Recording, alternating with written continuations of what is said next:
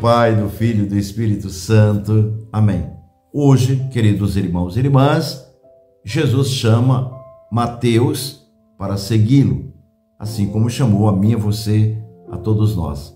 Vamos recordar esse momento com o Evangelho de hoje. Evangelho do dia. Evangelho de nosso Senhor Jesus Cristo, segundo São Mateus. Tendo partido daí, Jesus viu um homem chamado Mateus, sentado na coletoria de impostos. Jesus lhe disse: siga-me. Levantando-se, ele o seguiu. Ora, aconteceu que Jesus estava em casa, sentado à mesa. Chegaram muitos cobradores de impostos e pecadores, e sentaram-se à mesa com Jesus e seus discípulos. Vendo isso, os fariseus perguntavam aos discípulos de Jesus: por que o mestre de vocês come entre cobradores de impostos e pecadores? Jesus ouviu e respondeu: não são os sadios que precisam de médico, e sim os doentes. Vão e aprendam o que significa: quero misericórdia e não sacrifício.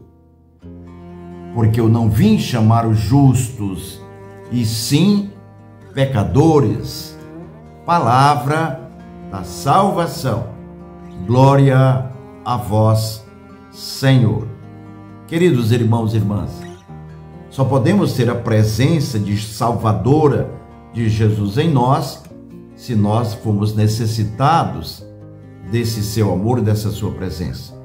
Para isso eu tenho que reconhecer a minha condição de pecador. Por isso que sempre nós pedimos perdão no nosso ato penitencial, no nosso dia a dia. E aqui no Evangelho, Jesus diz isso depois de um contexto, depois de algo que ele realiza. Jesus não chega e fala antes. Primeiro ele age, para depois, por causa das reações, e aí Jesus traz aquilo que já está colocado, mas não está sendo praticado. Quero misericórdia e não sacrifícios. Isso já estava, antes de Jesus, muito declarado na ação de Deus, nas Escrituras. Quero misericórdia e não sacrifício. A questão é o entendimento, é a interpretação dessa realidade. Ou seja, misericórdia é a força e o amor de Deus que abarca todos, que cabe todos nesta ação de Deus. Os cobradores de impostos, os pecadores, os fariseus, os mestres da lei, os discípulos, nós, todos nós precisamos acolher essa misericórdia, não só para aliviar o nosso coração, mas para nos restabelecer, nos revigorar, nos dar ânimo para irmos adiante. É assim que Deus age, é assim que Deus quer de cada um de nós. Deus sabe que nós somos, a nossa vida humana é altos e baixos, Ele sabe disso. Jesus passou pela nossa humanidade, Ele conhece muito bem, Ele tem essa propriedade de conhecimento, Ele sabe quem nós somos, mas Ele sabe também que essa força do poder misericordioso do Senhor pode trazer uma transformação para aquilo que muitas vezes nós achamos que já está perdido. Para Deus nada é impossível. Por isso que quando Ele chama o cobrador de impostos, Ele pode chamar também qualquer outro pecador, que depois se tornaram santos, São Francisco, Santo Agostinho e assim por diante. Chama nós para podermos estar nessa dinâmica e assim com Ele podemos ir adiante.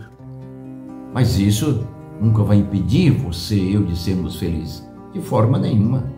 Sempre ir adiante. Siga-me, diz Jesus, a Mateus. E a alegria desse chamado é uma festa. Não tem outra maneira de ver a ação de Deus quando nos chamam para o seu encontro do que a não ser uma festa. E a festa deve ser comemorada com o próprio Deus. Jesus está ali naquele momento e os fariseus não entendem essa ação misericordiosa de Deus na pessoa de Jesus. Por que os teus discípulos, por que o teu mestre come com os cobradores de impostos e pecadores? E aí Jesus traz para eles que devem rememorar, recordar, refrescar o ensinamento de que Deus é misericórdia. Quero misericórdia e não sacrifício.